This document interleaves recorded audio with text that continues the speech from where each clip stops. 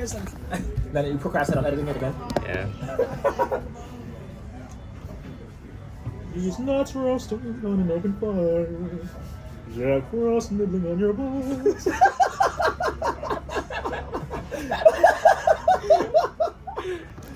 Wait, what's the rest of the lyrics? the real lyrics. There's nuts roasting on an open fire. Jack Frost nibbling on your nose. Oh, and then? You take girl. I don't know the words. Wait, what? Yeah. Yuletide carols being sung by a choir. Some folks dressed up like Eskimos. Yeah. Everybody knows. Yeah, everybody. Dressed up like these hoes. It's horrible. That's not even my only bad song. I have like a Demonize this pure song. Yeah, right. Because I'm sodomized. Like I'm sanctifying like secular songs, demonizing these songs. It's like it's so dumb. It's like I'm dreaming of a white woman, just like the one I used to know. Then the ending is perfect. And may all your women be white. The high. No. I'm dreaming of a white woman. You don't like that? He doesn't like women, you know. He doesn't like white women. He's racist. Cancel him. Yeah, cancel culture, bro. You're misandrist because you hate yourself as a man who's supposed to like women. That's usually how it works. Actually, that's technically how it works. Really, if you really think about it. Just the idea of converting Christmas-related songs into sexual things. Sacrilege. Not something I'm. It's It's good. That's good. That's good. That's good. That's how I should think. That's how I don't think, but Should. that's not even should. It's just I just don't think that way. But in due time. Hey, I'm honest. Just being real. I'm going through a sanctification process. Okay. Sanctification. Yep. You know, Santa Claus, El Papa Santo. You know. Yeah. Sorry, y'all. At least you know how we are in public. There's not a lot of people here. Well, except those people who left, probably. But yeah. I'm not gonna. Maybe he's listening in. He probably like that song. He's old enough for it. I can't wait till we get closer to like it coming to snow. Huh? Yeah. I'll start drinking this coffee. Okay.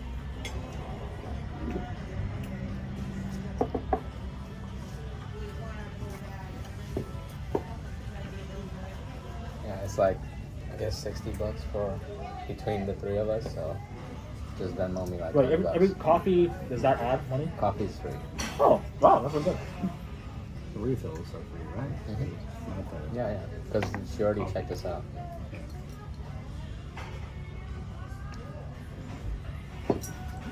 I wish I didn't use my spoon. The banners, coffee's always free. Well, that's what I was saying. The coffee is not free. The refills are free. Yeah. Okay. Like the initial cost of the coffee, and then the refill. Damn, T.I. Doms. You see what I mean? Pedantic. It's like, no, well actually. It's like, because your breakup's free. It's like, wait, isn't it? So, I guess based on this conversation, was my struggles, my thinking, is this still INFJ or Both. It can be either. SFP? It can be both, actually. Though, you could say the focus, because you have more clarity than INFJs usually have on their problems, or for them, they're not usually aware that, oh, it turns out I'm trying to do other things because of other people. Like you're aware of that, but usually you realize you actually find the problem fast, which is like, actually, the problem is, I'm not okay. There's a part of me that does not feel right about this, and it feels meaningless, blah, blah, blah, blah, insignificant. And I feel trapped. I feel enslaved. I don't feel free. You actually target those states they'll feel on the inside faster than usually they do, because they'll try to intellectualize and analyze, and maybe like, actually, you cover both. Am I like that because I've developed two ways of? I don't know. I guess because I've heard you present both of their struggles. Yeah. But it's just right now, I notice you have more clarity. You're actually more to the point that, oh, this is a personal struggle that I don't want to do this. I want to know my calling. Blah, blah, blah, blah, blah. So it's easier to solve. Because before, when I talked to you, it sounded like it was all like other people. Huh? I was just gonna say, like, don't get too caught up in like categories. category. Yeah. you know, everything you need is in the Bible. Like God's word is what you need, and I'm sure that the more you learn about psychology, that will be helpful also. But like Paul, the apostles, everyone throughout like 2,000 years, like they didn't have psychology. And, you know, all they had is God's word.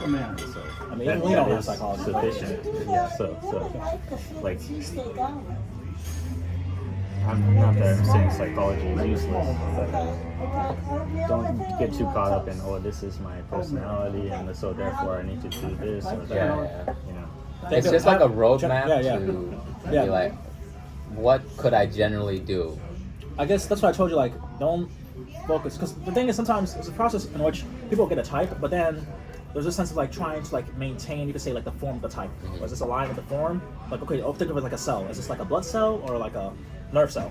It's like, oh, can a nerve cell do this, or is this something that's general for all cells? And then is this the health of the cell or the improvement of the cell? And does the cell end up changing to other cells? You know, I guess I like the structure of the personality type because ultimately I would want to embody all 16 types. Right. Yeah. And That's so, the goal. Yeah. Perfect person to emulate is Jesus. Yes, So exactly. if you want to see, He's like, probably the all perfect- 16 plus some types that we don't even know Pretty about. much. That's No, what he I'm really saying. is. If you want to see the perfect personality, just aim for him, Yeah. and then everything works out. It's true. But he In fact- doesn't have letters. He didn't give us structure. He didn't say he's an INFJ.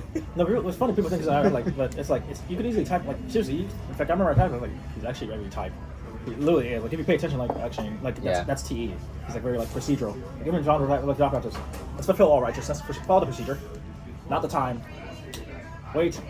Like he gives lots of practical advice too, and like like he'll do like he actually cares about, you could say, daily things. Oh, washing your feet, you know, and then even establish a tradition. Do this in remembrance of me. Enjoy the sensing, you know, just. So he covers all the functions because it's life. And even the Old Testament, like when I was reading the Exodus, I was like, wow, God, you basically gave these people economics, law, ethics, family, like just like you covered a whole range of stuff. Because that's why people were like, oh well, I go to church on Sunday and my spiritual life is and it's like, what, I don't care about your spiritual life. What this is life. Like if your spiritual life was just weird, probably just like jump into, then you pop back up here and there's like, there you go. Like what's going on? Yeah, that's literally how people talk. Like, Segmented, separate spiritual life from the rest of your life. Yeah, it's goofy. It's like, what's going on? Or like people's like, organized religion. It's like, so you want disorganized religion? Like, what's going on? Like, what the hell does religion mean right now? Like, it's just. So is the problem is religion or the fact that it's false? Okay, maybe I'll say that it's false and maybe it's unimportant. Then you want what's true, what's important?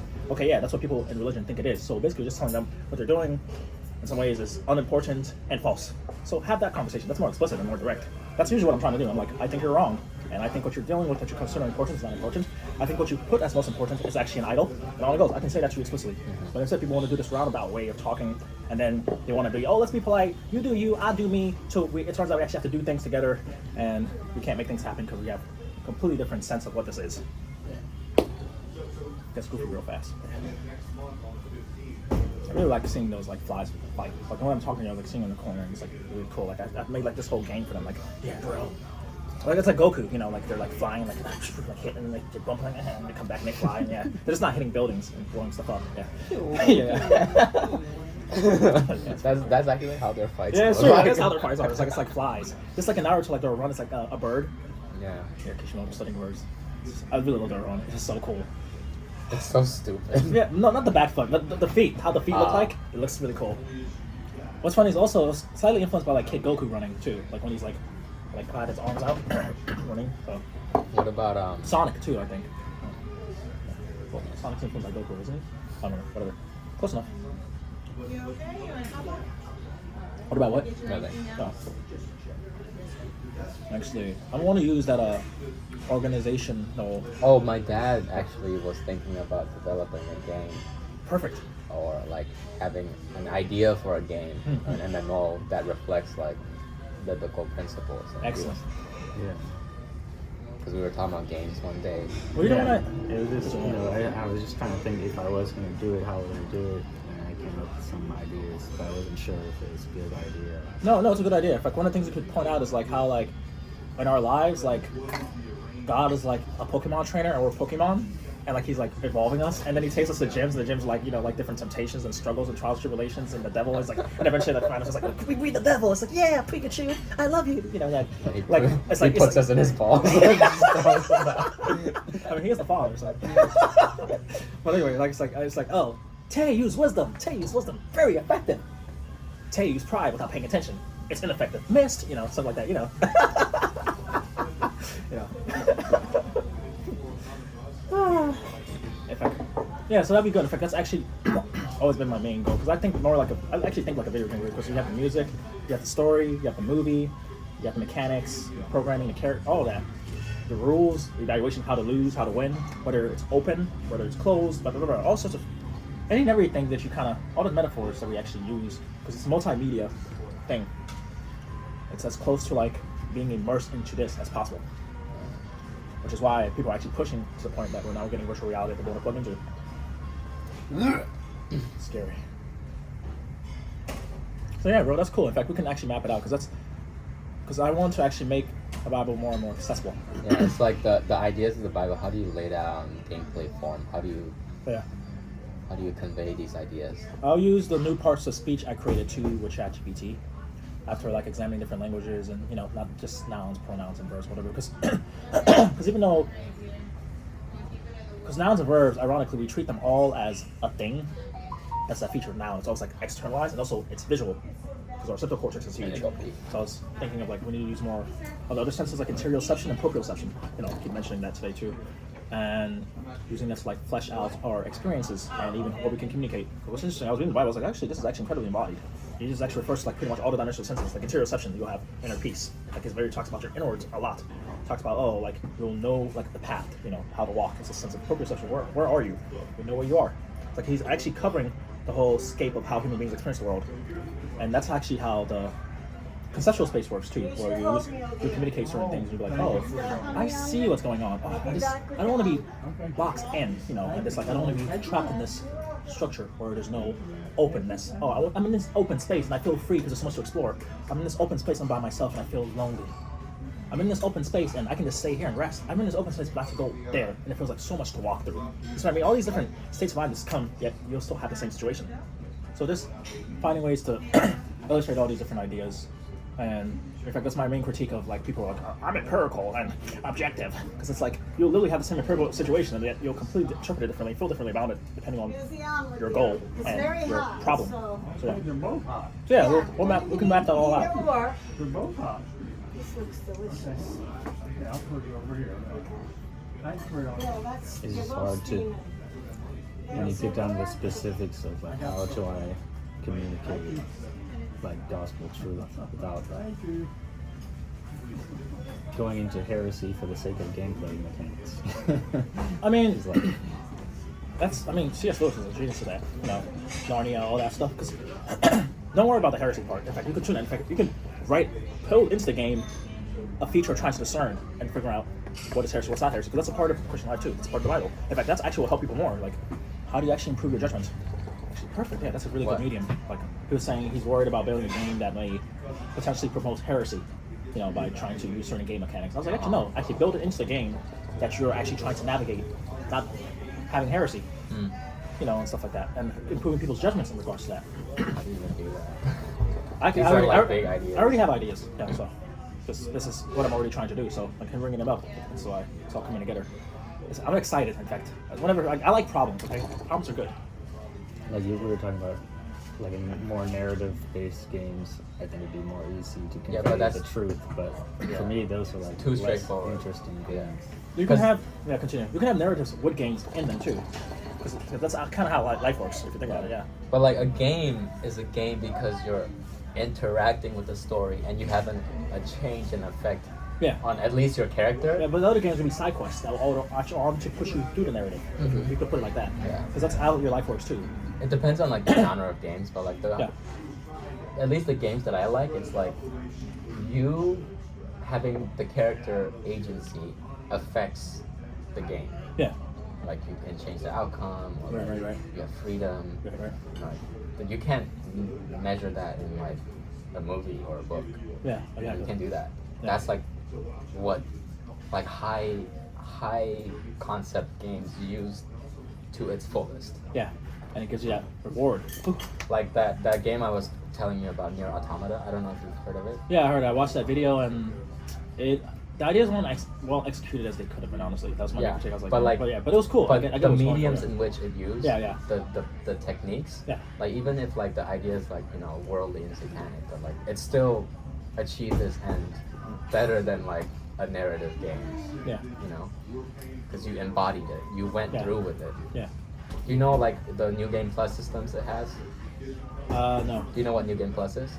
Isn't it has updates, right, or something? No. Basically, like once you finish the game, like start to finish, you can restart the game with more your previous upgrades True. into the new game. Oh yeah, I've heard that. Yeah, that used to happen. That's how your life works too.